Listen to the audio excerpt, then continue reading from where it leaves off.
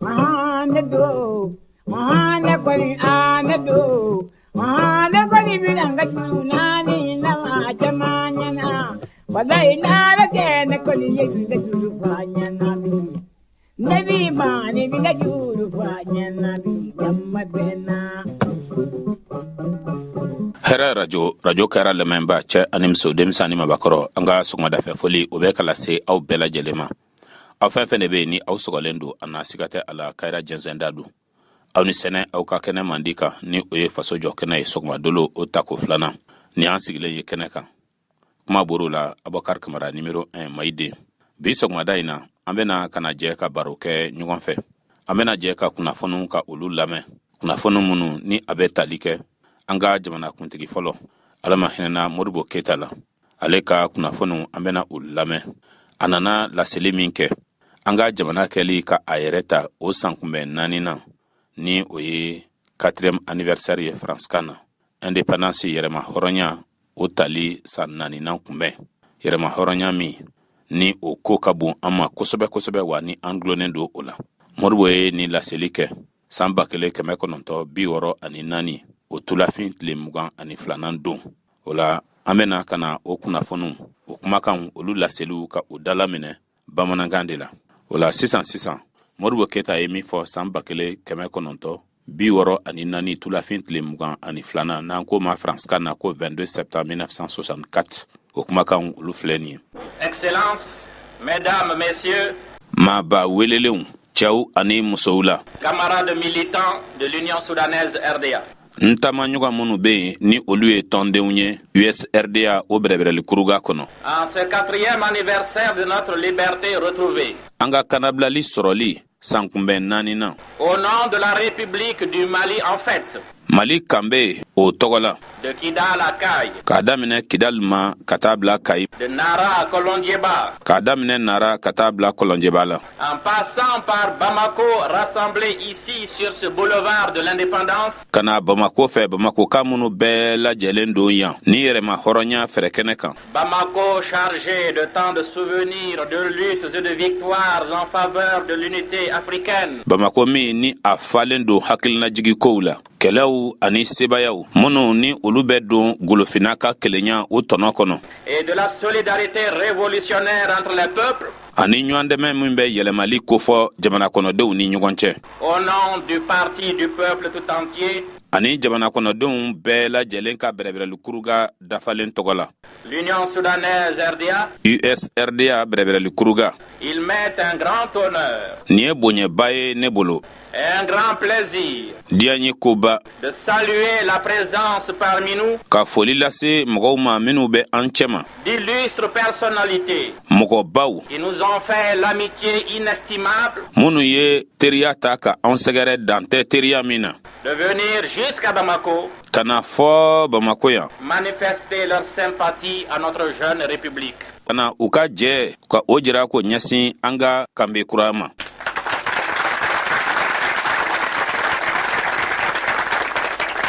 Du fond du cœur, Nane dusukun dan bela jelenye. nous leur disons merci de cette délicate attention. Ambe afwa unyena ko abarka uye tunguruli minke ka nyasi ama. Que soit tout d'abord remercié, Barka dalika ke gale gale. car à tout seigneur, tout honneur, Kadaka masabeni aka bunyadu. nos sœurs de différents États d'Afrique, Ambalma munu ni ulu bora gulofina jamana werawla. dans la très gracieuse présence Ni ulu ka yeli nemama keneka.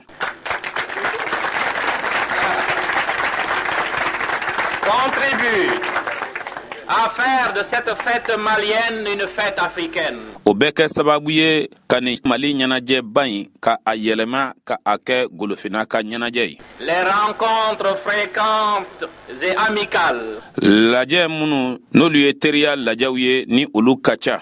entre les femmes africaines, Golofina muso ulu ni nyogonche. entre les jeunes africains, Shifin ulu ni nyogonche golofina.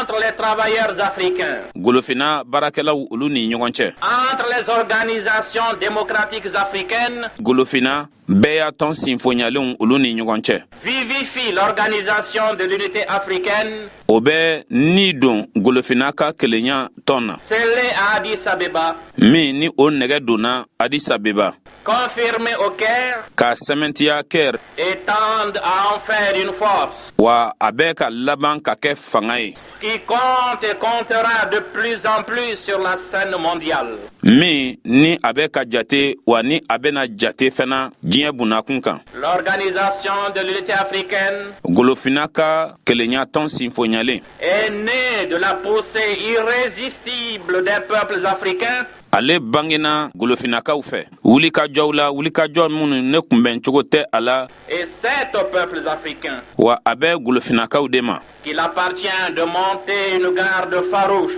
ka jantoli kɛ kosɛbɛ autour d'elle tɔn in kɛrɛfɛ face aux manœuvres insidieuses des forces malsaines walisa komayɛlɛma sira minnu be yen n'o bɛ kɛ fangajugu tigilamɔgɔw fɛ ka a tanga o ma. qui voudraient diviser, opposer les États africains minnu b'a fɛ ka golofina jamanaw fara ka u kɔ don ɲɔgɔn na et faire fructifier leurs intérêts sordides ani u yɛrɛw ka nafajugu ye fɛn minnu ye ka olu la yiriwa à l'ombre de nos divisions et de nos faiblesses. ka o kɛ an ka barikantanya ni an ka farafaraliw dibi kɔnɔ.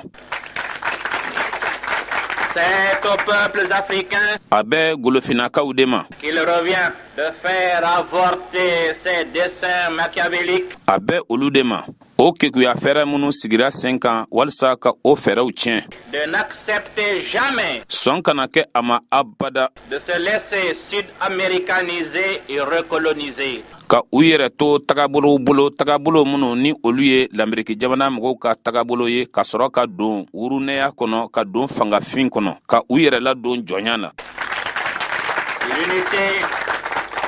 L'unité plus que jamais kelenya fo bada est la condition de la survie de l'Afrique, o de ye golofina ka ɲɛnamaya sartu ye de son indépendance, a k'a yɛrɛma hɔrɔnya de sa dignité. a n'a ka hɔrɔnya. Le peuple du Mali, pour sa part, malikaw olu ta fan fɛ n'épargnera aucun effort ale na a seko damajira bɛɛ lajɛlen kɛ pour consolider l'organisation de l'unité africaine, walisa golofina ka kelenya tɔn o be se ka banban cogo min na pour faire valoir la civilisation africaine, walisa golofina ka somɔgɔya ka o da kɛnɛ kan pour que l'Afrique, walisa golofina notre chère Afrique, golofina min ni o ko ka bon an ma hali si belle et si riche, min cɛ ka ɲi ni a fɛntigiyalen don kosɛbɛ cesse enfin d'être la chasse gardée de puissances extérieures o kana na kɛ kɔkan jamana setigiw olu kelen pe bolomada yɔrɔ ye tugun pour que les Africains walisa golofinakaw deviennent enfin les seuls maîtres chez eux. olu ka kɛ sa u ka yɔrɔw kelen pe de kuntigiw ye. Nous prions donc o la an bɛ min ɲini nos sœurs ici présentes an balima jamana minnu bɛ kɛnɛ ka ɲa de bien vouloir transmettre à leur peuple, u ka a lase u ka jamana kɔnɔdenw ma à leur parti, u ka bɛrɛbɛrɛli kurugaw ma à leur gouvernement, k'a lase u ka fangaw ma ce message de foi ni limaniya cikan en les destinées africaines du peuple de la République du Mali, de son parti et de son gouvernement. ŋaniya ni kuntilenna min bɛ mali kanbe jamanadenw na a ka bɛrɛbɛrɛli kuruga ani a ka fanga na Que soient ensuite remerciés o kɔfɛ barikadali ka kɛ tun toutes les hautes personnalités de France, mɔgɔba minnu ye faransikaw ye dont la présence ici au Mali nous honore grandement. olu minnu ni olu yeli kɛnɛ kan mali la yan o bɛ an bonya ka taa se a hakɛ la La politique du Mali a toujours consisté mali ka bɛrɛbɛrɛli o ɲɛsina tuma bɛɛ lajɛlen na fɛn min ma et consistera toujours wa a bena kɛ min ye fana tuma bɛɛ lajɛlen na à tendre une main amicale et fraternelle o ye ka teriya bolo ani badenya bolo ka o yangan à tous les pays du monde sans considération de leur régime, ka a ɲɛsin diɲɛ bɛɛ lajɛlen jamanaw ma ka taa sɔrɔ an ma wolomali kɛ fangako nasira fɛ à la seule condition ka sarituw kɛ kelen pe dɔrɔn de ye à la seule condition ka sarituw kɛ kelen pe dɔrɔn de ye du respect réciproque des options ɲɔgɔn bonya ka kɛ ka kɛɲɛ ni jamana jɔsenw ye et de la non-ingérence dans les affaires intérieures. ani jamana si kana i sen don jamana wɛrɛ ka kɔnɔna kungow la Le nombre hakan et la qualité des pays représentés au Mali. Ani jamana sugu minnu be ni olu nɔna bilalen bɛ Mali la. La présence à la tribune d'honneur Mɔgɔ yeli bonya gala sanfɛ. d'augustes personnalités d'Europe Maaba minnu ni olu bɔra farajɛla gun kan. atteste que cette politique de la main tendue du Mali O b'a jira k'a fɔ ko ni bɛrɛbɛrɛli sira min bɛ Mali bolo ni o ye ka bolo mɔnɔ bɔ ka a ɲɛsin. rencontre partout dans le monde des échos favorables. Ko o ni sahaba o bɛ ka bɛn fan bɛɛ lajɛlen fɛ diɲɛ kɔnɔ. Soyez assurés, messieurs, A ka jɛya aw ma balimaw. de la constance de la République du Mali Ko Mali kan be o bɛ a cogo la tuma bɛɛ. dans cette politique invariable d'amitié et de coopération. Nin bɛrɛbɛrɛli sira nin kan yɛlɛmali tɛ don min na min bɛ teriya ani jɛkabaara kofɔ. Avec tous les pays du monde, Ni diɲɛ jamana bɛɛ lajɛlen ye. politique qui contribue Bɛrɛbɛrɛli sira min ni o bɛ kɛ sababu ye sans aucun doute siga fan si tɛ a la, au maintien de la paix hɛra basigili la et de l'entente dans le monde. ani bɛn diɲɛ kɔnɔ.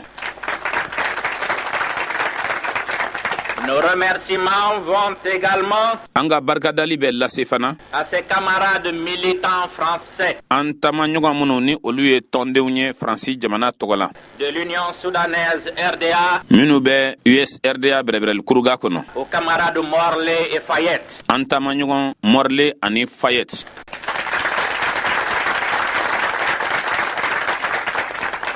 que le peuple du Mali connaît si bien Mali kaw bɛ minnu dɔn k'a ɲɛ et qu'il retrouve avec une joie et une émotion qu'il ne cherche pas à dissimuler. o k'u ka foli sɔrɔ yan ni ɲagali ye ni nisɔndiyaba ye u kana a ɲini fiyewu ka min dogo.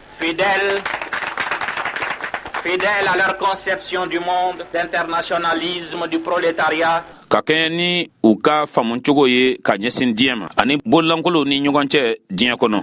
ils n'ont pas hésité U ma siga au moment où il y avait péril à le faire, wagati min na ni farati tun bɛ a kɛli la à se joindre au mouvement d'émancipation naissant. ka u fara lamagada kan, lamagada min ni o bɛ kanabilali bangetɔw ka o kofɔ, À s'exposer avec nous aux brimades, aux humiliations au cours du régime colonial. ka u yɛrɛ bila farati la, farati min bɛ ɲɛsin ɲɛnu ani lebuliw ma minnu ni olu kɛra jɔnya wagati la. Ils ont, U ye c'est un hommage public qu'au nom du parti je leur rends, nin ye foroba bonyamasegin ye n bɛ min lase u ma bɛrɛbɛrɛli kuruga tɔgɔ la. puissamment contribué à l'édification de l'instrument essentiel de notre lutte et de notre victoire, U ye baara kɛ kosɛbɛ walisa an ka kɛlɛ ani an ka sebaya o baarakɛminɛ kɛrɛnkɛrɛnnen min bɛ yen walisa u bɛ se ka layiriwa cogo min na. l'Union soudanaise RDA. USRDA bɛrɛbɛrɛli kuruga. Notre parti est le leur. An ka bɛrɛbɛrɛli kuruga o ye u ta ye. Il est tout à fait légitime A bɛ bɛn jama ta fan fɛ que le peuple du Mali, ko malikaw, que les militants de l'Union soudanaise RDA, ko maa minnu ye tɔnden ye USRDA bɛrɛbɛrɛli kuruga kɔnɔ, que les responsables de l'État ko kafo ɲɛmɔgɔw, leur vouent une particulière tendresse. ko olu bɛ kanuya sɛbɛ jira u la. Leur présence agissante à nos côtés U yeli ka baara kɛ an kɛrɛfɛ au moment des épreuves. wagati gwɛlɛnw kɔnɔna na Et aujourd'hui, dans les réjouissances, ani bi ɲagaliba kɔnɔna na. est la preuve que les révolutionnaires sincères et authentiques O bɛ a jira k'a fɔ maa minnu ye yɛlɛmɛlandiw ye ni u bɛ tiɲɛ kan wa ni olu ka yɛlɛmɛlandiya ye fɛn jɛlen ye. se retrouvent toujours par-delà les différences superficielles Olu bɛ ɲɔgɔn sɔrɔ tuma bɛɛ lajɛlen na hali n'a kɛra k'a fɔ ko danfara bɛ u ka sigiyɔrɔw ni ɲɔgɔn cɛ. de races et de pays Hali n'a kɛra ko danfara bɛ u ka siyaw ani u ka jamanaw ni ɲɔgɔn cɛ. et constituent la grande famille universelle de ceux qui croient en l'unité de l'homme, O kɔni de ye gwa belebele ye, gwa belebele min walankatalen don ka diɲɛ bɛɛ lajɛlen lasɔrɔ ka a ɲɛsin mɔgɔw ma minnu ni olu dalen bɛ adamaden ka kelenya na et au triomphe inévitable des peuples. ani jamana kɔnɔdenw ka sesɔrɔli kunbɛncogo tɛ min na.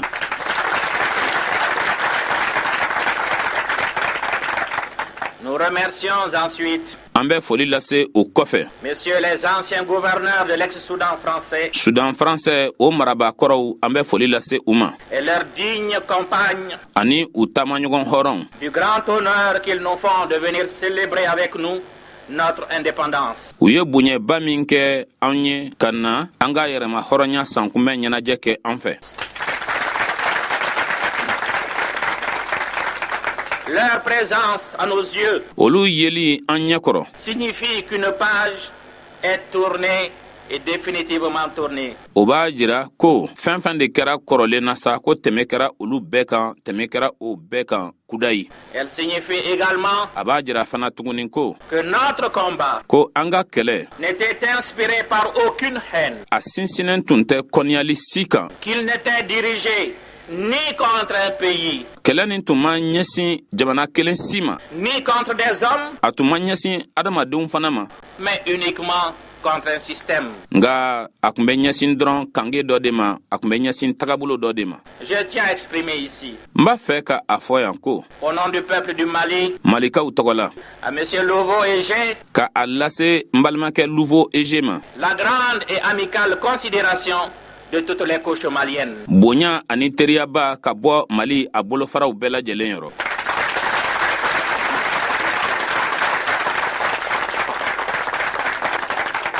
Le fait que des combats sanglants aient pu être évités k'a ye k'a fɔ ko kɛlɛw joli bɛ woyo minnu na ko o sera ka matanga alors qu'ils ont endeuillé d'autres territoires d'Afrique. k'a sɔrɔ o kɛlɛw kɛra sababu ye ka suw bɔ golofina jamana wɛrɛw kan. Le fait que nos revendications justes aient été comprises à temps k'a ye k'a fɔ ko an ka laɲiniw bɛnnenw ko olu faamuna a tuma la ont très heureusement permis que des rapports amicaux et de franche collaboration a kɛra kunnadiya ye olu kɛra sababu ye ko teriya jɛɲɔgɔnyaw ani baarakɛɲɔgɔnya jɛɲɔgɔnyaw minnu jɛlen don demeurent entre la France et le Mali. olu tora Faransi ani Mali ni ɲɔgɔn cɛ.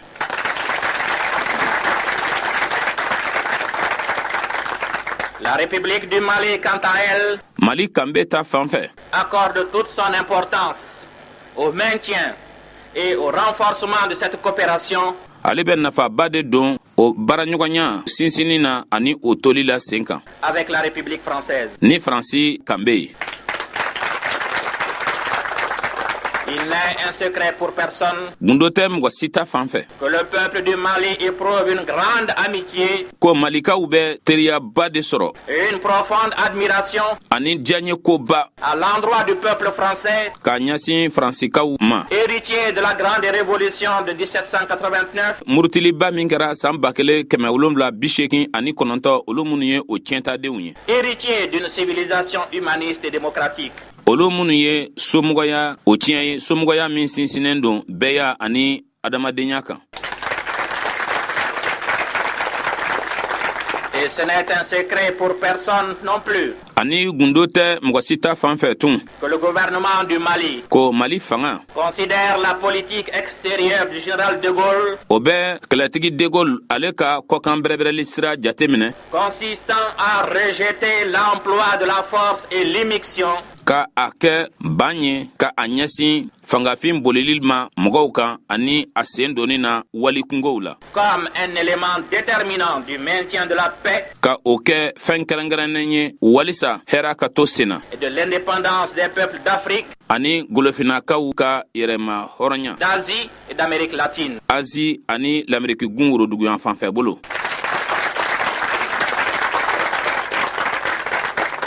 Nos remerciements vont enfin à tous ces éminents journalistes qui sont aujourd'hui parmi nous. An ka foli bɛ lase labana kunnafoni caribagaba minnu ni olu bɛ an cɛma bi. En réalité, leur métier, Tiɲɛ ka fɔ olu ka baara rechercher et diffuser des nouvelles exactes, ka kunnafoniw ɲini kunnafoni minnu ye kunnafoni dafalenw ye ka olu cari rechercher et dire la vérité. ka tiɲɛ ɲini ka tiɲɛ fɔ. Leur métier U ka baara est un des plus beaux et des plus grands qui soit. olu kɔni ye baara min ni a ɲɔgɔn ka dɔgɔn bonya na baara min ni a ɲɔgɔn ka dɔgɔn cɛɲa na.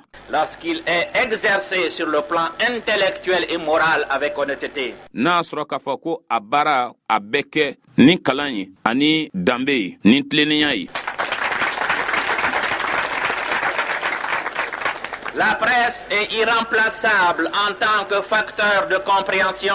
Kunnafoni dibagaw tɛ se ka nɔna bila ka daa kan olu de bɛ kɛ sababu ye ka faamuyali ladi. Et finalement de rapprochement. Laban na u bɛ kɛ sababu ye fana ka mɔgɔw gwɛrɛ ɲɔgɔn na. D'entente entre les États et le peuple. U bɛ kɛ sababu ye fana ka na ni bɛn ye jamanaw ani jamana kɔnɔdenw olu ni ɲɔgɔn cɛ. Par-delà les falsifications grossières. O kɔ kan min ye kow olu bayɛlɛmali ye kɛnɛ kan. Les propagandes intéressées et simplistes. Ka kunnafoni ka kali a kunjugu kan ka kunnafoni dafabaliw fangelemaw ka olu cari. Qui ont tenté de discréditer notre République. Minnu ye a ɲini ka dannaya bɔ an ka kanbe kan. Vous aurez l'occasion, messieurs les journalistes. Aw bena cogo sɔrɔ n balima kunnafoni carilaw. De vérifier par vous-même. Aw yɛrɛkun de na sɛgɛsɛgɛli kɛ.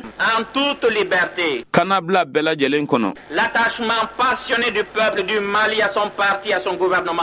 Malikaw ni u dusukun ni ɲagali ye u nɔrɔla u ka bɛrɛbɛrɛli kuruga la cogo min na ani u ka fanga na cogo min na. Son adhésion totale à l'option socialiste du 22 septembre 1960.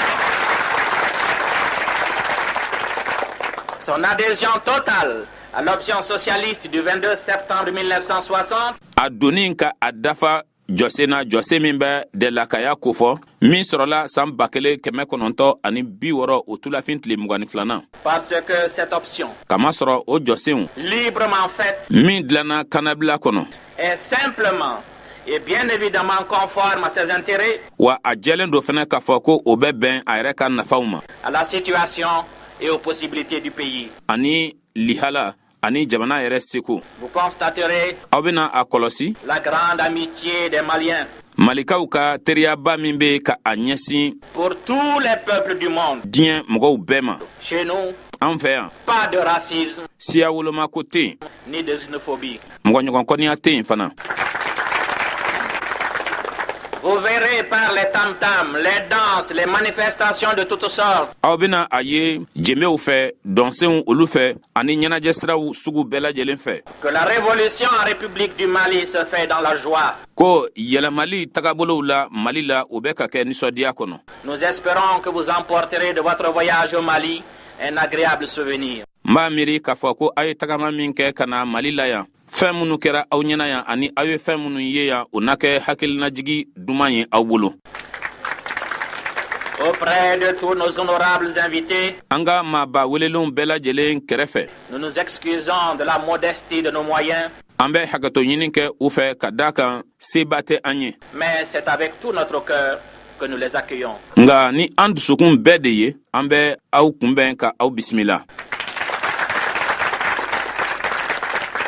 Notre profond attachement à la cause de la paix et de l'amitié entre les peuples An nɔrɔli kosɛbɛ hɛrɛ ko ani teriya ko diɲɛ mɔgɔw olu ni ɲɔgɔn cɛ nous fait cependant un impérieux devoir o bɛ baara wajibiya an kan de dire notre grande inquiétude ka tila ka an jɔrɔna koba fana ka o fɔ et nos angoisses ani an kamana gwanko devant ces graves menaces de guerre ka a ɲɛsin nin kɛlɛko baw ma minnu ye siranko ye qui pèsent sur la tête de l'humanité. o minnu kɛlen do dɔnni ye bi hadamadenya kunna.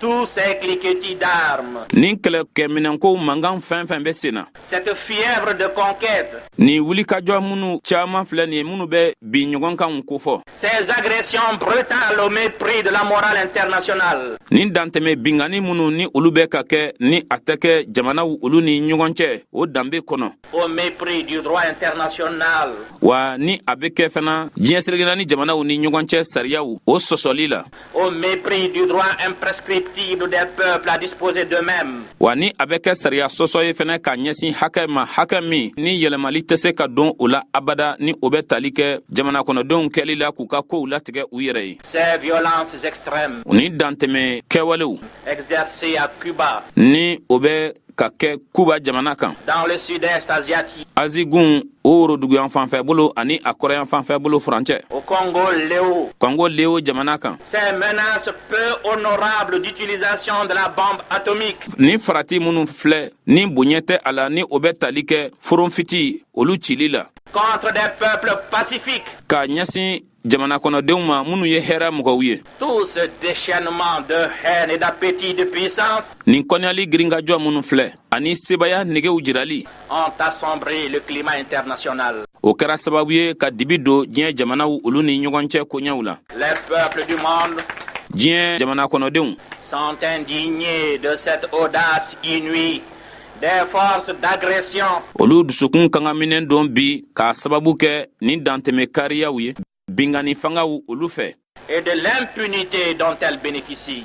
ani ɲanginibaliya minnu ni u bɛ o minɛn kɔnɔ. Fidèle à sa politique de non-alignement. ka kɛɲɛ ni a nɔrɔli ye a ka bɛrɛbɛrɛli sira la ni o tɛ tugunkɔ kofɔ. Hostile au colonialisme, ka muruti boloda ka a ɲɛsin jɔnya ma à l'impérialisme et au néocolonialisme. ka ɲɛsin wurunɛya ma ani jɔnyakura ko ma. La République du Mali mali kanbe dénonce et fustige ces atteintes graves à la liberté et à la dignité des peuples a b'a fɔ a si la ni ka tila ka kɔni kɛ ka ɲɛsin ni bingani wale cɛjugu ma ka ɲɛsin jamana kɔnɔdenw ka kanabila ani u ka hɔrɔnya ma. et affirme sa détermination pleine et entière wa a b'a ka cɛsiri dafalen a b'o jira kɛnɛ kan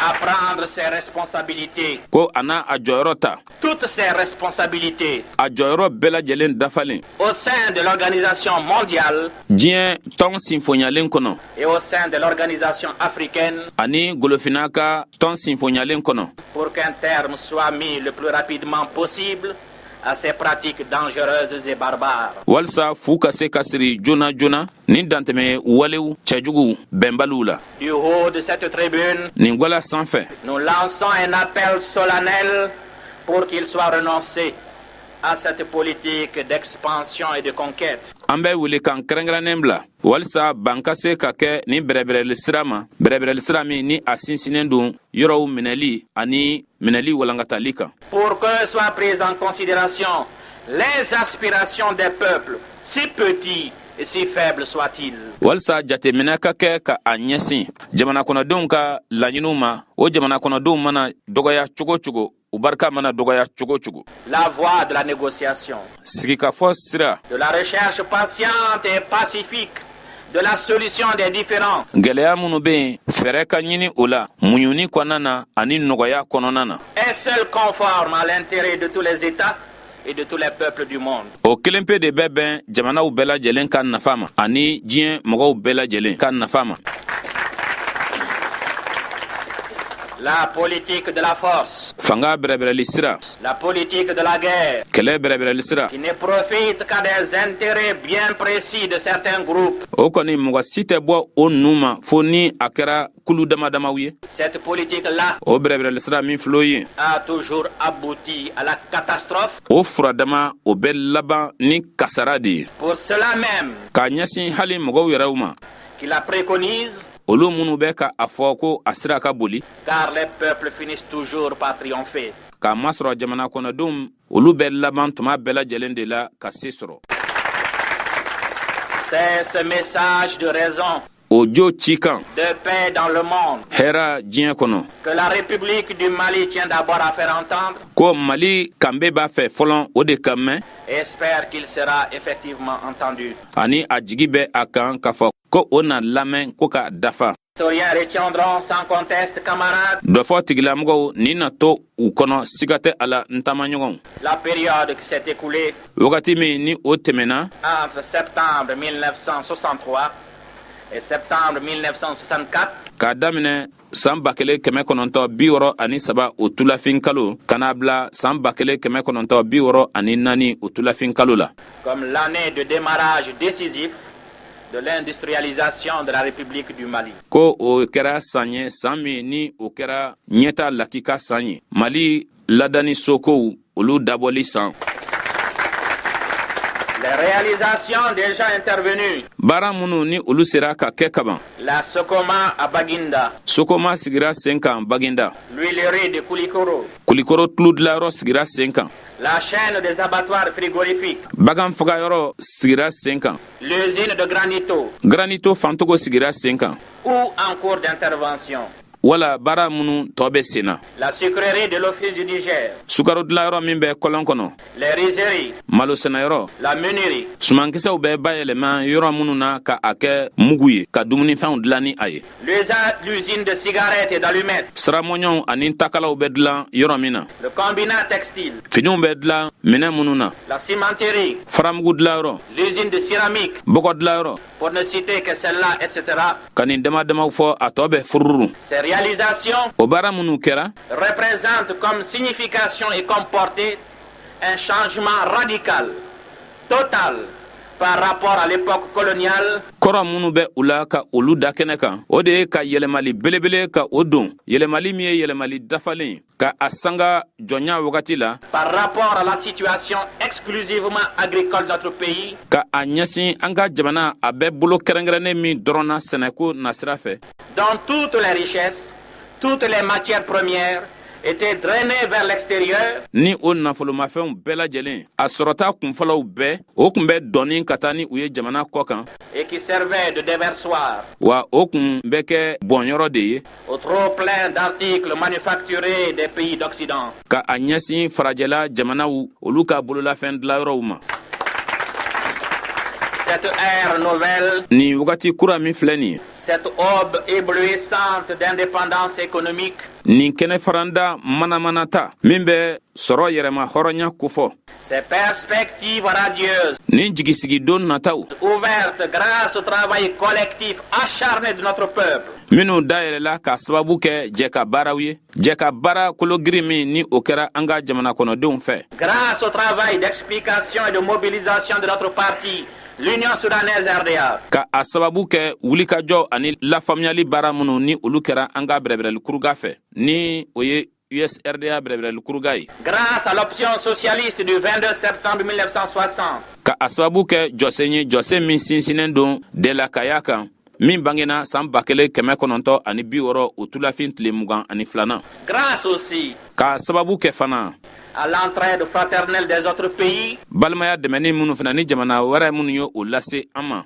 auxquels je me plais ici à rendre l'hommage qui leur est dû, o dɛmɛni min kosɔn a bɛ diya n ye yan u ni bonya min ka kan ka o ta k'a lase u ma. ces perspectives radieuses-là, camarades, Taamaɲɔgɔnw, o dɔn nata jigisigikow méritent d'être salués en ce jour de liesse populaire o barikadali ka kan ka kɛ bidonw na foroba ɲagali don, comme une grande victoire, i n'a fɔ sebayaba, comme une juste récompense de tous les sacrifices héroïques k'o kɛ i n'a fɔ lajalilan min ni a bɛ tali kɛ cɛsiri baaraba minnu ni olu kɛra, consentis par les militants et les travailleurs de la République du Mali. o minnu kɛra tɔndenw ani baarakɛlaw fɛ Mali kanbe kɔnɔna na. Oh, il ne s'agit pas de sombrer dans une satisfaction béate, A kɔrɔ tɛ ko an ka bɔ ka bin nimisi wasa dantɛmɛ kɔnɔna na, de déposer les armes et de se dépêcher de jouir des fruits de la victoire. ka kɛlɛkɛminɛnw bila ka teliya ka ɲagali sebaya tɔnɔ ko la. Il ne s'agit, nous l'avons dit, An y'a fɔ ka ban k'a fɔ ko que d'un commencement. dɔ wɛrɛ tɛ fɔlɔ dɛ, nin ye a ko worobilanjirɔ ye. Seuls les jalons ont été opposés. La bataille de l'industrialisation, Jusigilanw dɔrɔn de sigira fɔlɔ. Ladaniso sigili sen kan o kɛlɛ, la bataille de la production sɔrɔ kɛlɛ, est la bataille décisive du XXe siècle. o ye kɛlɛ kɛrɛnkɛrɛnnen de ye min bɛ kɛ fagarɔkɛ 20nan na. Et cette bataille-là Ani o kɛlɛ min filɛ o ye, est longue et dure. o ka jan ani a ka gɛlɛn. Nous avons certainement commis et commettrons encore certainement des erreurs. Siga tɛ a la, fili dɔw ye an sɔrɔ, wa siga tɛ a la fɛnɛ fili dɔw na an sɔrɔ fana. Mais quel pays fait exception à cette règle? Nka jamana jumɛn de bɛ yen min tɛ fili? L'essentiel Min nafa ka bon, est de tenir ferme, o ye ko an jɔlen jijalen ka to, de demeurer lucide et vigilant, ko an yɛrɛ kɔlɔsi ani an ka bɔ an yɛrɛ kalama, de faire de l'analyse de chaque revers un tremplin pour de nouveaux succès, an bina yɔrɔ yɔrɔ la ka o kow sɛgɛsɛgɛ, ka o kɛ sisrɔli kuraw olu kɛyɔrɔ ye.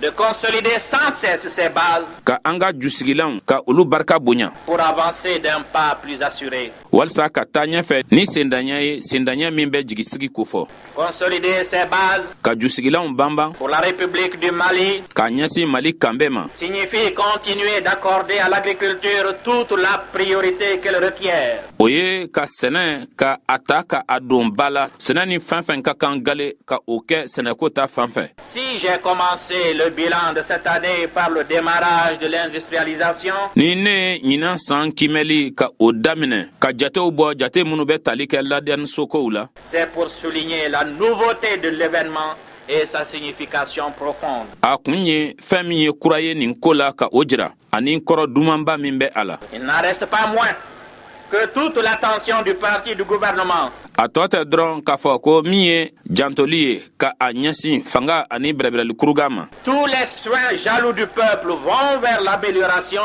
la diversification et la production agricole. Ani jamana kɔnɔdenw olu ka laɲini ye fɛn fɛn ye o bɛɛ lajɛlen bɛ ta ka a ɲɛsin dɔ farali ma sɔrɔ kan fo kana a ɲɛsin sɛnɛ bolofaraw olu cayali. Mettre en place les structures socialistes là où elles n'existaient pas. Bolofara minnu bɛ tali kɛ dɛlakaya la ka olu sigi sen kan yɔrɔw la yɔrɔ minnu ni a kun tɛ yen. Les parfaire là où elles existent. U bɛ yɔrɔ min na ka a tɔ la dafa yen. Améliorer, moderniser les techniques culturelles. Fɛɛrɛ minnu bɛ yen ni o bɛ tali kɛ sɛnɛ na ka o fɛɛrɛw lakuraya ka dɔ fara u kundamaw kan. Introduire des variétés nouvelles. Ka sɛnɛfɛn kuraw ka olu ladon sɛnɛ la. Augmenter la production et la productivité. Ka dɔ fara sɔrɔ ani sɔrɔ cogoɲaw kan. Faciliter la commercialisation. Ka sanni feere nɔgɔya. Voilà ce qui a été fait depuis le 22 septembre 1963. A filɛ nin ye fɛn min kɛra kabini san 1963 o tulafin tile 22nan. Et en dépit de mauvaises conditions climatiques. Hali k'a sɔrɔ k'a fɔ ko banda lihala sarituw ko olu ma ɲɛ. Et de pluies tardives qui ont affecté le mil et le riz. Ani sanji minnu ni olu mana u natumana ni o ye dadigi kɛ malo ani ɲɔ na. Et de la rosette qui a attaqué les arachides. Ani baki min ni o sera tigaw ma. On a enregistré néanmoins une bonne récolte dans l'ensemble. Bakuruba la sumanw olu ɲɛna. Notre satisfaction est grande An ka nimisiwasa o ka bon. de constater que la production du coton a battu tous les records, K'a ye k'a fɔ ko sɔrɔta kɔɔri la o tɛmɛna jatew bɛɛ kan. atteignant une augmentation de 412% en 1963-64 Ko dɔ farala kan kɛmɛdɔya 412 san 1963 kana bila san 1964 na. par rapport à 1959. Ka o ta ko sanga san 1959 la. 15 763 tonnes de coton Kɔɔri a kiriti 10,763 ont été commercialisées contre 6 400 tonnes en 1962. olu feerela k'a sɔrɔ san 1962 la kiriti 6,400 dɔrɔn o de kun feerela. 105% de plus que les prévisions du plan. 105 o de farala kan an tun ye minnu jate minɛ a bonyana ka tɛmɛ olu kan. Le rendement moyen à l'hectare, Befɛrɛn kelen kɔnɔna na fɔcogo wɛrɛ la tari kelen kɔnɔna na sɔrɔ hakɛma si l'on considère la culture sèche, ni an bɛ dugukolo jalan kan sɛnɛfɛnw jate minɛ est de 300 kilos contre 200 précédemment. o ye kidɔ 300 ye. Fɔlɔfɔlɔ ta o kun ye kidɔ 200 ye. En certains endroits, Fan dɔw fɛ il atteint et même dépasse 3 tonnes à l'hectare. a bɛ kiriti 3 sɔrɔ befɛrɛn kelen tari kelen o kɔnɔna na kuma dɔw la yɛrɛ a bɛ tɛmɛ o kan. Notre satisfaction est grande également An ka wasa ka bon fana de voir les expériences tentées pour l'introduction de la canne à sucre et du thé couronnées du succès. k'a ye k'a fɔ ko dɔnniyaw bɛ ka si filɛ k'a lajɛ n'a sɔrɔ mangala sɛnɛli bɛ se ka fara an bolo la ani te k'a ye k'a fɔ ko o kow bɛ ka ɲɛ an bolo. Le gouvernement a contribué au bon résultat de la campagne agricole Fanga jɔyɔrɔ bonyana sumanw na suman minnu sɔrɔla san kɔnɔna na. en distribuant 30 000 charrues, Fanga ye misidaba 30,000 de tila mɔgɔw ni ɲɔgɔn cɛ. 3 000 houes, A ye sɛnɛkɛdaba 30,000 tila mɔgɔw ni ɲɔgɔn cɛ. 2 000 herses, bɔgɔkurucilan 2,000 2800 pulvérisateurs, seresirikɛla 2,000 ani 800 84 000 litres d'insecticides, fɛnɲɛnama fagalan o tɔngwa 84 ani 4 en faisant fonctionner également une quarantaine d'écoles saisonnières, wa u ye kalanso 40 bɔ ɲɔgɔn ko ka o di minnu ni tuma olu bɛ kalan di mɔgɔw ma, en approfondissant l'encadrement rural, ka dɔ fara fana cikɛlaw olu ka lakɔlɔsili la togodaw la, en poursuivant les travaux d'infrastructure et d'aménagement hydro-agricole. a taara ɲɛfɛ fana ni baaraw ye minnu bɛ yɔrɔw labɛnni kofɔ sɛnɛko ani jiko nasira fɛ.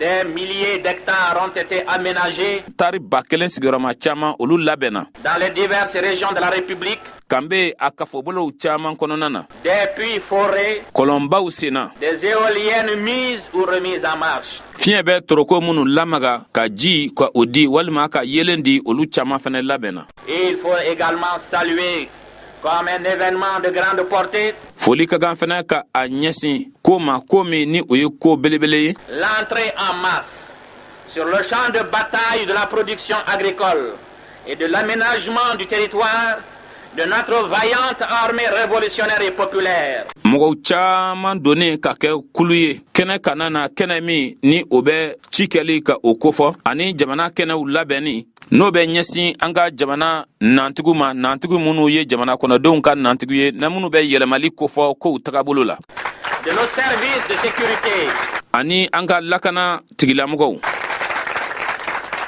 et tout naturellement de nos jeunes du service civique, ani ka fara o fɛnɛ kan an ka sife minnu bɛ yen minnu bɛ fasodenɲumanya baaraw kɛ, défendre avec acharnement ka lafasali kɛ a kɛcogo bɛɛ lajɛlen na, les armes à la main, ka kɛlɛkɛminɛnw to u bolo kɔnɔ, la patrie et ses conquêtes socialistes, faso a n'a ka wulikajɔ min bɛ ta ka a ɲɛsin dɛlakaya ma, manier avec dextérité la daba du cultivateur. ka daba minɛ ka a ŋanaya lamaga cikɛla ka daba kɔni. Voilà ce en quoi se distingue notre jeune armée et nos forces de sécurité. a filɛ nin ye cogo min na an ka sifinnantigi kulu ani lakana tigilamɔgɔw olu bɛ faranfasi cogo min na. Voilà ce qui les honore. a filɛ fɛn min bɛ u bonya. Voilà ce qui fait de nos soldats et de nos agents de sécurité les dignes fils de la République du Mali. a filɛ fɛn min bɛ an ka nantigiw ani an ka lakana tigilamɔgɔw min bɛ u kɛ den hɔrɔnw ye mali kanbe jamana tɔgɔ la.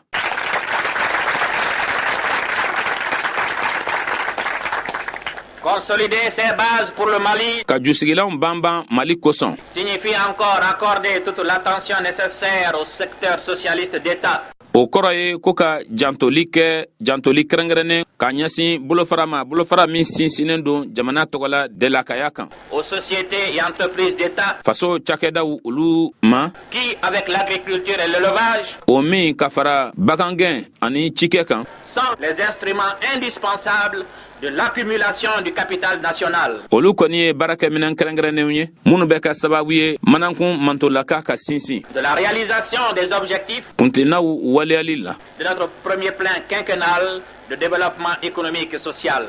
an ka fɛɛrɛ bolodalen fɔlɔ min bɛ tali kɛ san 5 la yiriwali la mɔgɔya ani sɔrɔ la. À cet égard, ka ɲɛsin o de ma, les activités de la SOMIEX, somiyakisi ka baaraw qui peut être considérée comme le pivot du secteur d'État actuel, ni o jate minɛlen bɛ k'o kɛ bolofara ye bi, bolofara min n'o bɛ sanfɛ jamana bolo, ont pris plus d'ampleur, olu ye yanganba de ta. tout en assurant à l'extérieur la commercialisation de notre production. o bɛ kɛ sababu ye jamana kɔkanna na an ka sɔrɔtaw ka olu don sanni feere kɔnɔ. Et à l'intérieur, l'approvisionnement des populations jamana kɔnɔna na jamana kɔnɔdenw a bɛ kɛ sababu ye ka balo lase u ma, en les mettant à l'abri de toute privation et de toute spéculation, a bɛ u tanga dɔ farali la fɛnw sɔngɔ kan ni ka tila fɛnɛ ka u tanga u balili la dumuni sɔrɔli la. la SOMIEX a pu réaliser cette année un bénéfice en accroissement de 52% sur celui de l'exercice précédent. somiyakisi sera ka min kɛ ɲinan san kɔnɔ a ye tɔnɔ min sɔrɔ yiriwali la ɲinan san kɔnɔ na kɛmɛdɔya o ye 52 ye ka tɛmɛ san tɛmɛnen kan.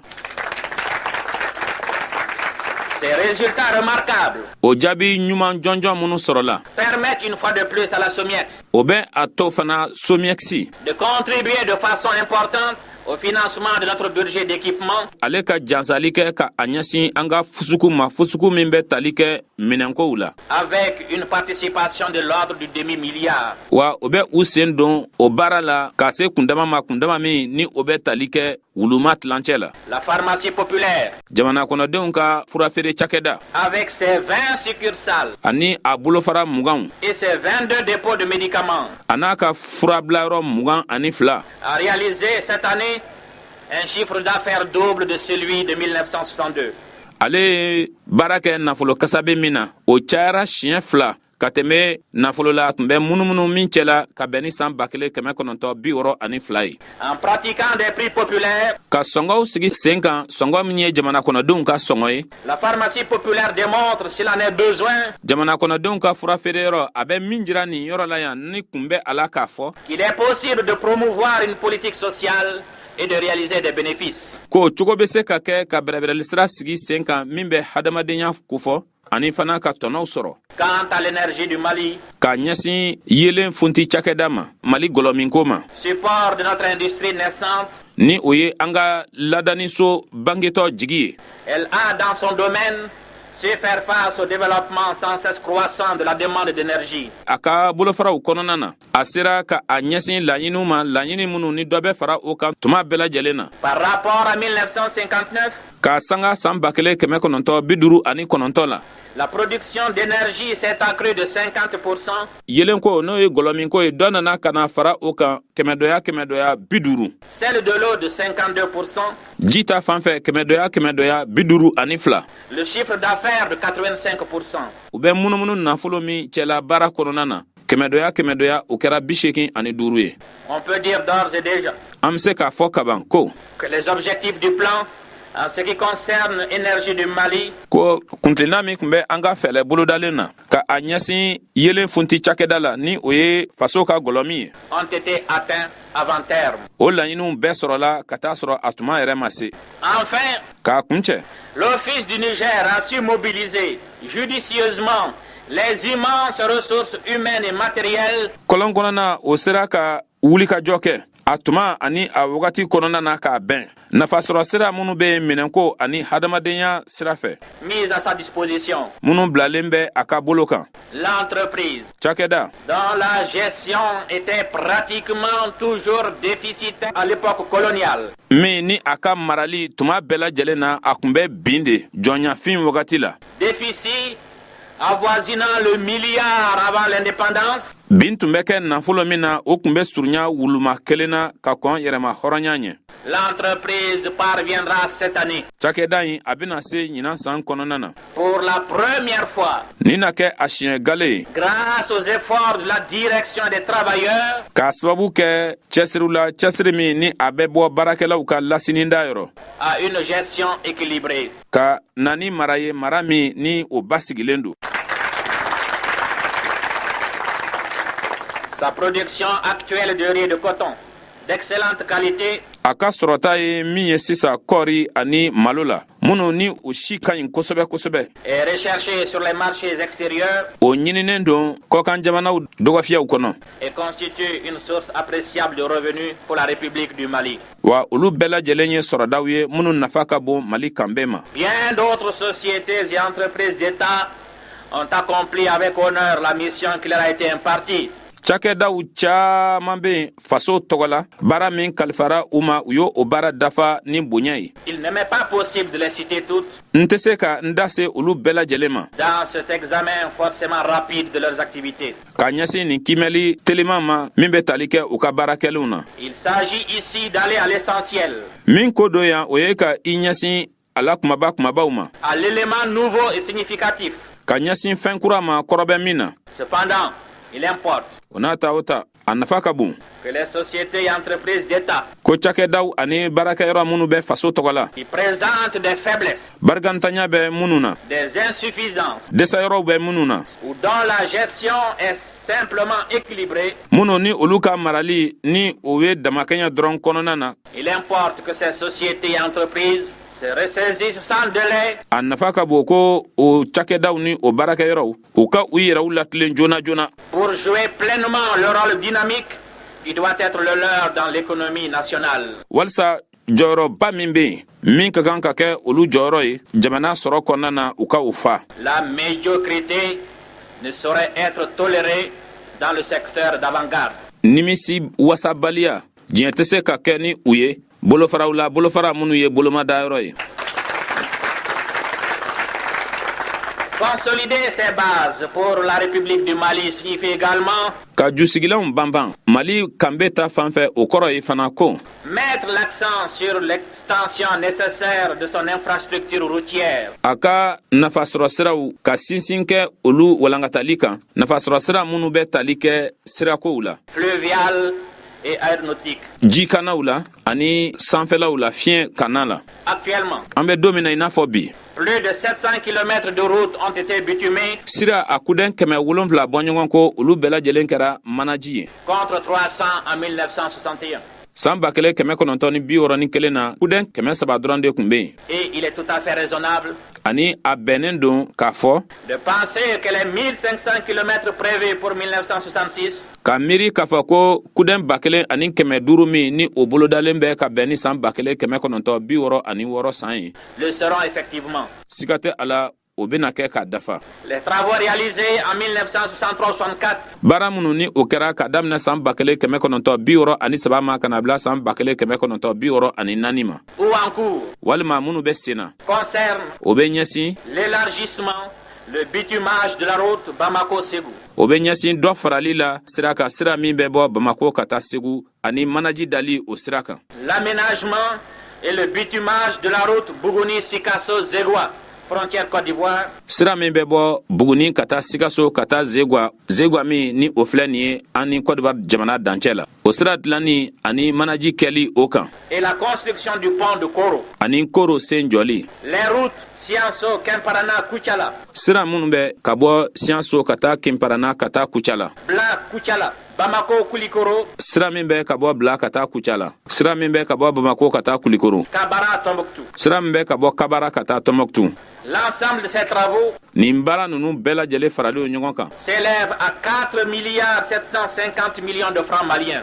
o bɛ bɛn mali wari a wuluma 4 ani kɛwulu 750 ani 50 ma Il convient de citer également au niveau de l'aéronautique a bɛ bɛn fɛnɛ da ka se pankurunko o nasira ma la confection de 2 nouvelles pistes d'atterrissage à Nioro et Yelimane. pankuru jigi kɛnɛ kura 2 olu bena labɛn ɲɔrɔn ani yelimane L'importance de l'extension de notre réseau national, dɔ farali an ka faso kulu kan tant au point de vue de l'interpénétration des hommes et des idées, adamadenw olu doncogo ɲɔgɔn na ani hakiliw kolonsɔncogo ɲɔgɔn na qu'au point de vue du développement économique général n'échappe à personne. ka a ɲɛsin yiriwali ma sɔrɔ ta fanfɛla la bakurubaya la o ye fɛn ye min ni a dogolen tɛ mɔgɔ si la Consolider ses bases pour la République du Mali ka jusigilanw banban mali kanbe tɔgɔ la signifie enfin o kɔrɔ ye k'a kuncɛ ko tenter de parvenir à une connaissance aussi exacte que possible, aussi précise que possible, de toutes ces richesses nationales, humaines et matérielles. ka fɛrɛ bɛɛ kɛ walisa min ye dɔnniya dafalen ye n'a bɛ se ka pereperelatigɛ cogo bɛɛ lajɛlen na ka a ɲɛsin nafolomafɛnw bɛɛ lajɛlen ma jamana kɔnɔ adamadenya ani minɛnkow olu sira fɛ Cerner de près la réalité ka ko tiɲɛ ka a dɔn i kɔrɔ pour pouvoir ensuite faire des projections audacieuses, mais sûres dans l'avenir. walisa ka jateminɛw kɛ kariya yɛrɛ kɔnɔna na nka fɛn minnu bɛ yen ni da bɛ kɛ olu la don nataw kɔnɔna na Telle est la condition de réussite de toute planification rationnelle. nin kɔni ye sartu de ye sartu minnu ni o bɛ dannatigɛli kɛ ka a ɲɛsin fɛn bolodalen bɛnnenw bɛɛ lajɛlen ma À cet égard, ka ɲɛsin o de ma notre jeune service national de la statistique, an ka cakɛda kuranin min bɛ yen ka a ɲɛsin bolodali ma puissamment aidé par le parti et le gouvernement, min dɛmɛnen don kosɛbɛ bɛrɛbɛrɛlikuruga ani fanga fɛ est en train d'accomplir un travail d'importance majeure o bɛ a la ka baara belebele de kɛ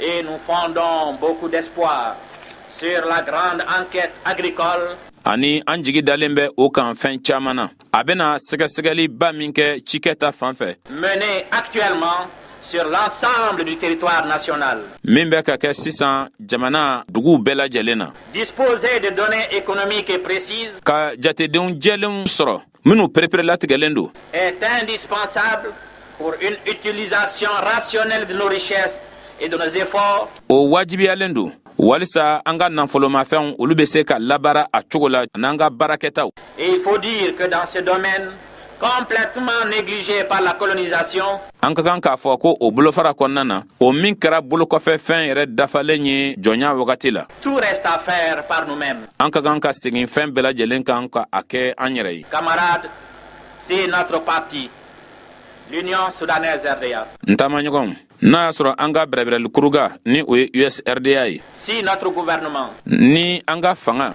accorde tant d'importance à la production, ni o bɛ ka nafaba de don sɔrɔ la tant d'importance à l'industrialisation, n'a bɛ nafaba de don ladani sokow la, ce n'est pas, bien entendu, pour le vain plaisir d'exhiber des statistiques triomphales, a kun tɛ gwanzana dɔrɔn ka se ka bolodali gwanzanw ka olu jira min b'a jira k'a fɔ ko an sera k'an ye ɲɛ sɔrɔ, de montrer à des visiteurs des usines, ka fantogow ka olu jira kunfan bɔlikɛlaw la, de jouer aux apprentis sorciers du développement pour le développement. ka an yɛrɛ nɛgɛn na yiriwali ko kumaw ye yiriwali ta fan fɛ. Non. ayi Si nous nous sommes entièrement mobilisés ni an bɛɛ farala ɲɔgɔn kan ka wuli ka jɔ pour changer coûte que coûte, walisa ka yɛlɛmali don cogo bɛɛ lajɛlen na, vaille que vaille, a mana kɛ ɲɛ o ɲɛ ma, les mauvaises conditions économiques actuelles, ka yɛlɛmali don lihalajugu minnu be yen sɔrɔ ta fan fɛ bi, archaïques et désuètes, minnu ye fɔlɔkow ye ni tɛmɛ kɛra u kan. c'est que nous avons comme objectif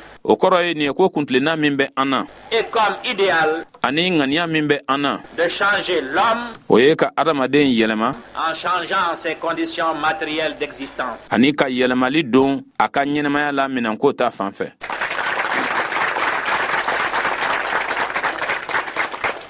En cela, o de la nous de l'Union soudanaise RDA, an minnu bɛ USRDA kɔnɔ nous demeurons fidèles an bɛ to kantigi ye. à toute la tradition humaniste tagabolo fɛn fɛn de bɛ laadalako la min sinsinnen don adamadenya kan an bɛ t'o kan, et scientifique du socialisme, ani minnu bɛ dɔnni kofɔ dɔnni minnu ni olu sinsinna ye dɛlakaya ye.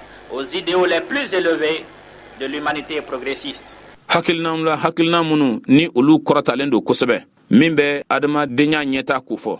Il s'agit là d'une tâche grandiose et délicate, baara de ko dɔ ɲa, baara min ni a ka bon wa ni kɔlɔsi ka kan ka kɛ ni a ye. d'autant plus délicate que nous avons hérité d'une société baara min ni a jantoli barika ka bon, an ye min sɔrɔ tiɲɛ ye sigida dɔ la, marquée par des dizaines d'années de dépersonnalisation coloniale, sigida min ni dankari kɛra a la san tan sigiyɔrɔma caaman u bɔli la mɔgɔya yɛrɛ sawura la ka sababu kɛ jɔnya ye, par des siècles d'oppression féodale, san kɛmɛ kɛmɛ sigiyɔrɔma caaman papali la, papali min bɛ fangafin kofɔ, par les tares et les stigmates cumulés de ces deux systèmes. o kange fila minnu ni olu kɛra sababu ye ka na ni fiɲɛw ani ɲugutɔ ko minnu ye. Rien d'étonnant dès lors o la fosi tɛ yen tuguni min ye kabako ye que nous ayons accordé une attention passionnée à l'éducation. ko an ye jantoli kɛrɛnkɛrɛnnen kɛ ka a ɲɛsin kalanko ma. La réforme de l'enseignement intervenue yɛlɛmali min ni o nana kana don kalanko la pour faire pénétrer dans les esprits les nouvelles conceptions de la vie, walisa faamucogo kura minnu bɛ ɲɛnamaya la ka o ladon adamadenw hakili la, l'amour de la patrie, faso kanu, l'amour de l'humanité, adamadenya kanu, la foi dans le progrès. limaniya ɲɛta la. En un mot, toutes les conceptions socialistes. dakuruɲa kelen na miirina fɛn fɛn de be ka a ɲɛsin dɛlakaya ma. La réforme de l'enseignement yɛlɛmali min donna kalanko la a cette année étendu ses effets bénéfiques à l'ensemble de notre système scolaire. ɲinan san kɔnɔ o ye a nafa walankatan ka a ɲɛsin an ka kalanko kange bɛɛ lajɛlen ma. Le changement qualitatif radical dans les programmes yɛlɛmali dafalen ɲuman min ni o donna ɲɛwalankow la s'accompagne d'un changement quantitatif dans les effectifs. min bɛ fara o kan o ye yɛlɛmaliw ye hakankow olu ta fanfɛla la. Plus de 124 000 élèves a ka ca ni kalanden 100 ani 24 ye ont suivi en 1963-1964 les cours de l'enseignement fondamental du premier cycle. olu ye dugumakalan kunfɔlɔw sɔrɔ san 1960 ani saba kana bila san 1964 contre 54 000 en 1959. k'a sɔrɔ san 1959 ani kɔnɔntɔ la dugumakalan kunfɔlɔ sɔrɔbagaw olu kun ye mɔgɔ 50 ani mɔgɔ 400 ye. Plus de 13 000 élèves ont bénéficié du deuxième cycle fondamental. A ka ca ni kalanden 10 ani saba ye minnu ye kalan sɔrɔ ka bɔ dugumakalan kun filanan na. Contre 8 000 en 1962. K'a sɔrɔ san 1952 ani fila la minnu ye dugumakalan kun filanan sɔrɔ o kun ye mɔgɔ 8,000 ye. Presque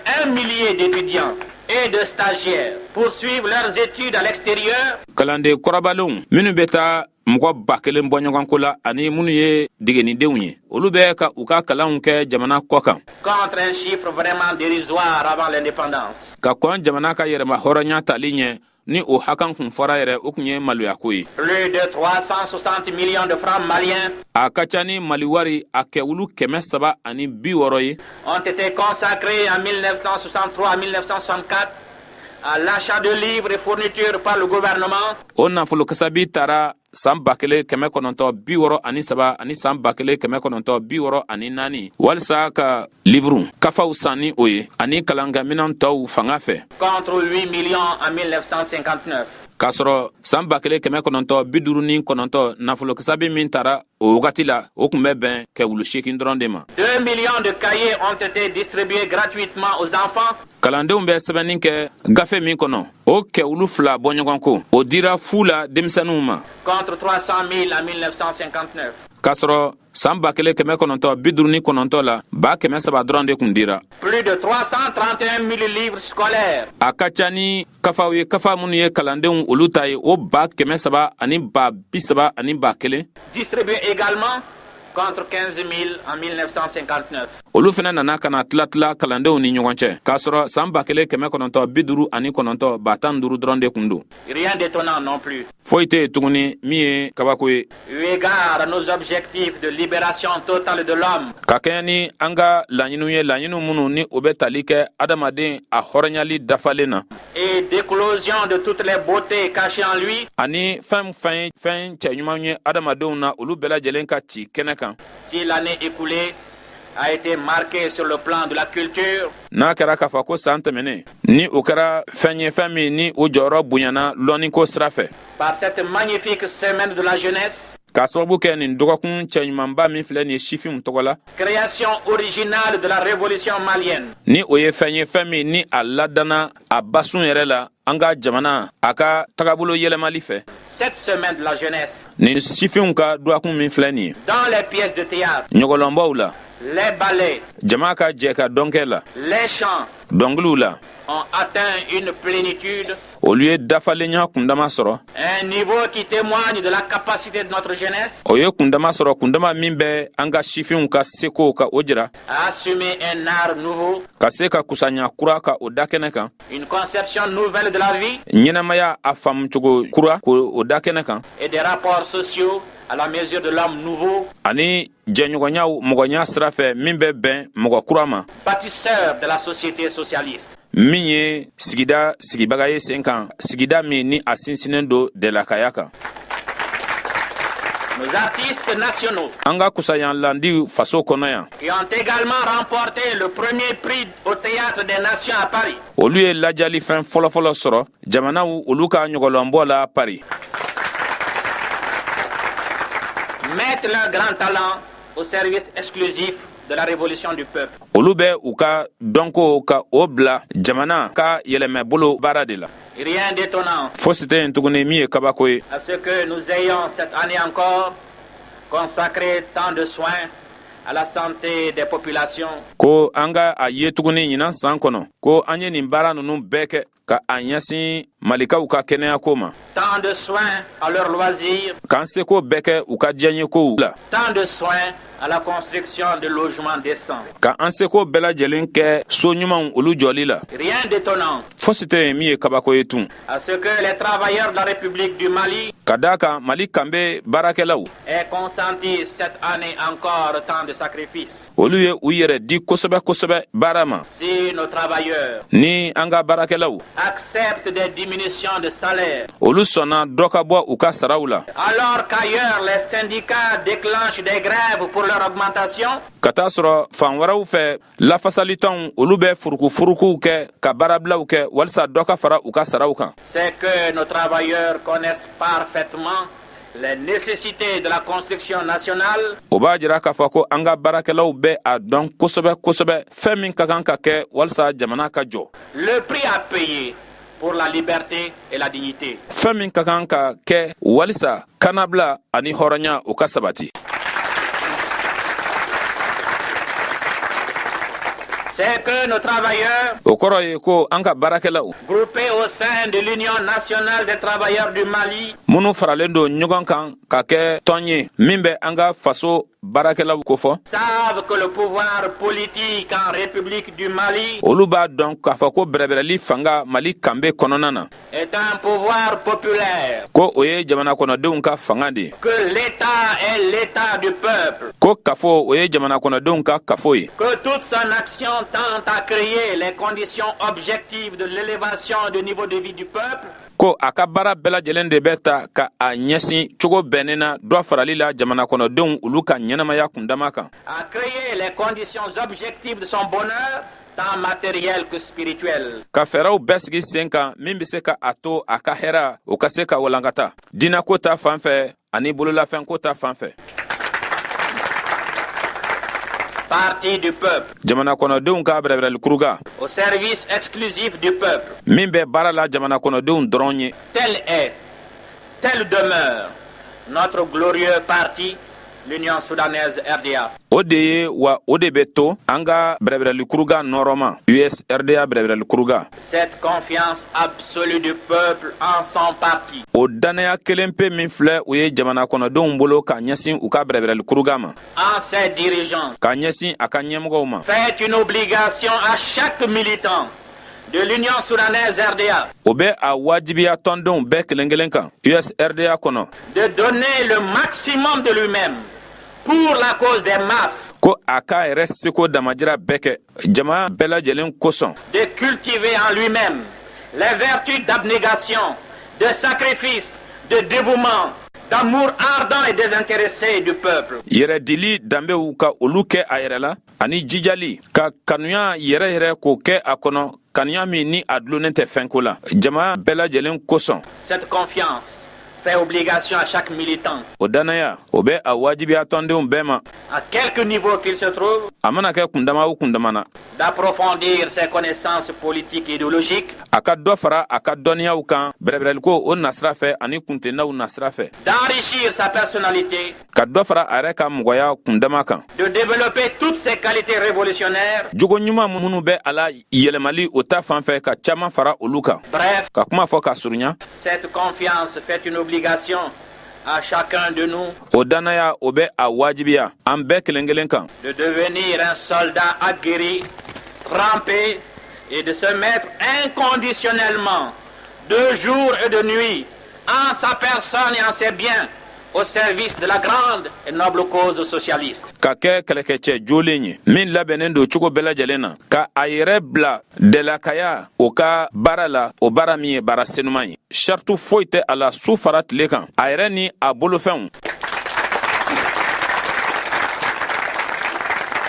Face à ce peuple ka a ɲɛsin o jamana kɔnɔdenw ma qui se forge min ni o bɛ ka labɛn et se purifie à travers ce labeur et ce sacrifice, min ni a bɛ k'a yɛrɛ saniya a ka baara belebelew ani a ka yɛrɛ diliw fɛ face à cette force invincible ka ɲɛsin o fanga ma se tɛ sɔrɔ min kan que constitue la conscience du peuple mobilisé, o min ye jama wulili ka jɔ o ŋaniya ye face à la noblesse et à la grandeur de nos objectifs. ka kɛɲɛ ni an ka kuntilennaw o saniya ani u bonya ye Comme elle apparaît mesquine, dérisoire et misérable, toute complaisance à l'égard de ceux qui placent leurs intérêts personnels au-dessus de l'intérêt national. i n'a fɔ a ye cogo fɛ a ka misɛn kɔliko don fɛn cɛjugu don mɔgɔ o mɔgɔ ni olu de bɛ a ɲini k'a fɔ ko u yɛrɛ kunnin ka nafa ko u na o makara o nafaw ka olu bila bɛɛ lajɛlen ka nafa sanfɛ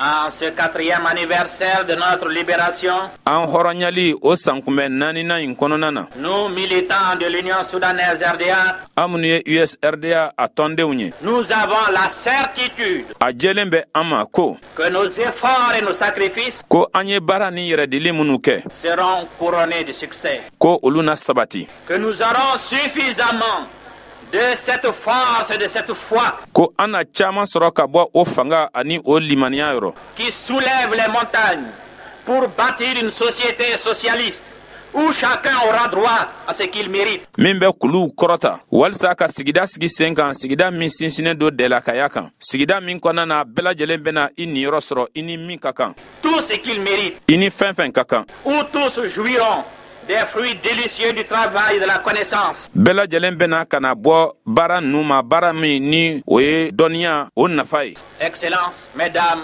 messieurs, honorables invités, maabaw cɛw ani musow bonya dalen bɛ maaba minnu kan camarades de l'Union soudanaise RDA, an taamaɲɔgɔn minnu bɛ USRDA kɔnɔ voilà donc le message cikan de filɛ nin ye qu'au nom du bureau politique, bɛrɛbɛrɛli sɛbɛnda tɔgɔ la à l'aube de la 4e année de notre indépendance, je me devais de vous apporter. an ka yɛrɛma hɔrɔnya tali san kunbɛn 4nan kɛnɛbonda fɛ n tun ka kan ka nin ci de lase aw ma Et permettez-moi de dire pour terminer, a y'a to n ka nin fɔ walisa ka bɔ kuma na vive l'amitié et la paix entre tous les peuples du monde, teriya ni hɛrɛ ka ɲɛnamaya diɲɛ mɔgɔw bɛɛ olu ni ɲɔgɔn cɛ vive la solidarité des peuples d'Afrique, d'Asie, d'Amérique latine, ɲɔgɔn dɛmɛ ka ɲɛnamaya golofinakaw azigun ani ameriki woroduguyan fanfɛ bolo vive l'unité africaine, golofinaka kelenya ka ɲɛnamaya vive la République du Mali. mali kanbe o ka ɲɛnamaya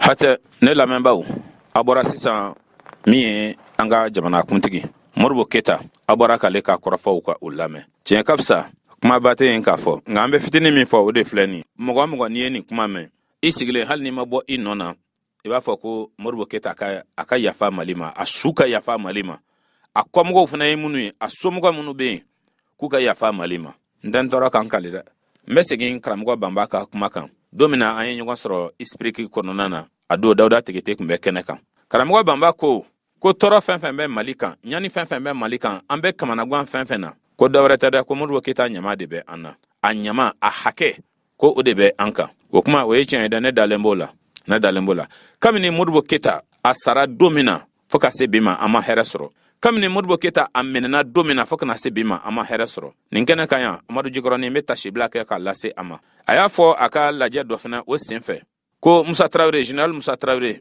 min ɲɛnama don fɔlɔ fo ka se bi don in ma ni o ye 2019 o kungogwɛ ye musa tarawele a ɲɛnama don amadu jikɔrɔni y'a fɔ ko musa tarawele k'a ye kungoba de kɛ dɔfɔ kɔnɔna na ka ɲɛsin mali ma crime historique ka da kan ko musa tarawele a ye kafo jaso min kɛ modibo keta la san 1968 o nɛnɛ b'a tile 19 le 19 novembre 1968 ça a été un crime historique amadu jikɔrɔni a ɲɛ tɛ kɛnɛ kan bi a ye tiɲɛ fɔ ka da kan a ye min fɔ ani karamɔgɔ banba ka kuma a bɛɛ ye fɛn kelen ye tiɲɛ ka fisa mɔgɔ min ye nin bɛɛ kɛ mali ye foroba baarakɛyɔrɔw k'olu dayɛlɛ wa a bɛɛ lajɛlen fana a bɛɛ tun bɛ sɔrɔ kɛ fana dɔw wɛrɛ ta u ye baara min yɛrɛ boloda san 5 kɔnɔna na san 3 kaban u ka laɲiniw o sabatira baarakɛyɔrɔ minnu dayɛlɛla malikaw de tun bɛ baara kɛ a kɔnɔ a pankuru ninnu malikaw de tun bɛ a boli a baarakɛbaga bɛɛ lajɛlen tun ye malikaw ye nka an t'a lajɛ bi pankuru bɛ mali tɔgɔ la wa faso baarakɛyɔrɔ jumɛn bɛ yen bi tigitigi ko a bɛɛ ye fasodenw dama dama ye ko dunan niyɔrɔ tɛ a la ko dunan ka kuma fɔyɔrɔ tɛ a la tiɲɛ ka fisa modibo keta a ka fanga labɛnni a kɛra min ye mali ma a juguyara fo k'a dama tɛmɛ bolofara tɛ yen k'a fɔ modibo keta a ma maga yɔrɔ min na bi ni u bɛ tila ka mɔgɔ dɔw tanu ko kunnafonidilaw ka tɔnba nin karisa de y'a kɛ nin de y'a kɛ modibo keta a ka kuma kɔnɔna na sisan bɔ kɛra k'a mɛn tiɲɛ ka fisa modibo keta somɔgɔw fo n'u yafara n'o tɛ tiɲɛ yɛrɛ la min kɛra musa tarawele n'a nɔfɛmɔgɔw u ye min kɛ k'a daminɛ musa la ka bɔ musa tarawele la ka na alpha mar kunare la ka bɔ alpha mar kunare la ka na amatuman ture la ka bɔ amatuman ture la ka na jɔnkunda la ka bɔ jɔnkunda la ka na ibrahim bɔkar keta la tiɲɛni de walankata n'a k'a walankata fo ka na tɔ kɛ kɛɲɛkɛ yɛrɛ de sa hali an t'a dɔn bilen an bɛ min kɛ antanga keta don antanga fota don tugun Mali mafiara fan bela jelen fe malidenw mafiara fan bela jelen fe hali jamana munu aw ka hakato munu ye kulusi don kwasa ina ama san bina ni bɔ fɔlɔ o jamana nunu bɛɛ da donna Maliko la o kumana fɛ ka an kɛ olu sago ye munu ye kulusi doni daminɛ ama san bina ni bɔ fɔlɔ ntena jamana tɔgɔ fɔ jamana munu ni u kun tɛ kariya hali ka fɔ k'u b'u kamankun sigi Mali kamankun na olu bɛɛ ye u sen kɛ ka Mali tan ka an lagosi ka an mafiya an ta kɛra lebu dan ye bi diɲɛ kɔnɔ dɛ nga ntena bɔ kɛnɛ in kan abada mɛ yafali de deli Modibo Keyita somɔgɔw fɛ malidenw bɛɛ lajɛlen tɔgɔ la k'u ka yafa an ma min kɛra ko a ma bɛn dɛ mɛ Musa Tarawele mɛ cikan kɛrɛnkɛrɛnni lase i ma yani i ka sa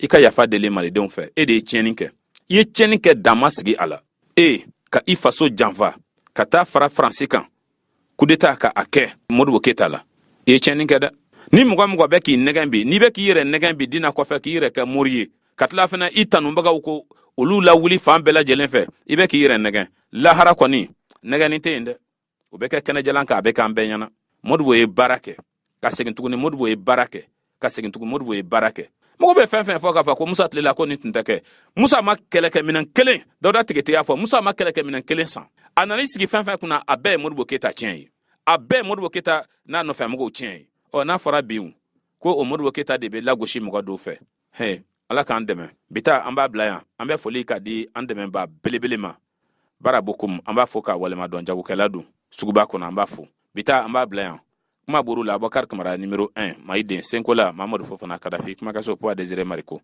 tile hɛrɛ Ala ko di an bɛɛ lajɛlen ma aw k'an bɛn